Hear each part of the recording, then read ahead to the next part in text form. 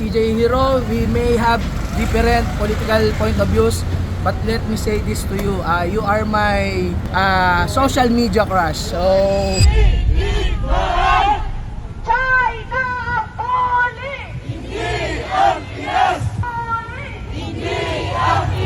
Ako po si Giselle Albano, spokesperson ng Filipinos Do Not Yield Movement, and nandito po kami ngayon sa China Embassy. Actually, nakailang beses na kami sa China Embassy dahil namamataan niya sila sa West Philippine Sea. As you know, na may mga tinatayo na sila doon.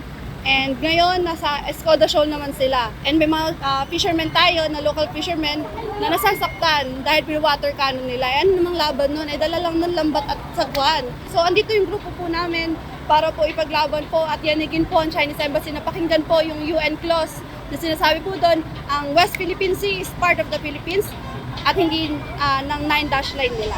Ako po si RJ Villena from Alyansa Bantay Kapayapaan at Demokrasya. For more than a year, kami na yung nag-a-advocate regarding sa issue ng West Philippine Sea. So, nakikita naman natin yung aggression na ginagawa ng China sa atin. In this time, hindi na yung Philippine Coast Guard natin, hindi na yung Philippine Navy natin, hindi na yung before or any other agencies yung involved. But this time, mga karaniwang mangingisda na involved, which is kapabayan natin, naghahanap buhay lang, nangingisda lang doon para mayroong ipakain sa pamilya. And ito yung masaklap kasi indirectly na nila pinupunterya yung mga kababayan natin. Hindi na basta yung mga military natin or uniform personnel. Yun yung dahilan kung bakit magkakasunod na to activity namin ngayon. I'm Stephen Lee. Kilala po akong pro-administration vlogger and WPS advocate. Nandito po tayo kanina sa harap ng Chinese Embassy para ipaglaban, panindigan ng West Philippine Sea. Alam nyo po mga kababayan, marami na pong isyung politika ang kumakalat sa ating bayan. Itong WPS nakakalungkot na nagiging bahagi na rin ito. Pero ang masasabi ko lang sa lahat ng Pilipino, the West Philippine issue transcends politics. Ikaw, ako, ano man ang kulay natin na represent when it comes to politics, dapat po ay pinaninindigan natin ang West Philippine Sea. Kasi this is a part of our identity as Filipinos.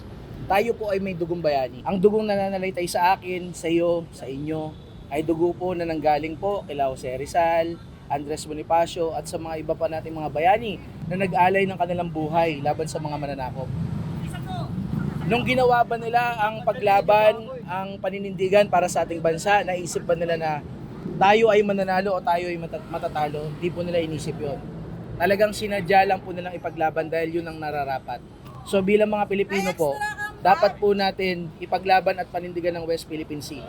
Kung hindi man po natin makakamtan ito ngayon sa ating henerasyon, gawin po natin ito para sa ating mga anak, sa ating mga apo, mga anak na ating mga apo, at sa mga susunod na saling lahi pa ng mga Pilipino. Dahil ang West Philippine Sea po ay hindi lamang po bastang anyong tubig, hindi lang po yan bastang anyong teritoryo. The West Philippine Sea is a way of life for us Filipinos.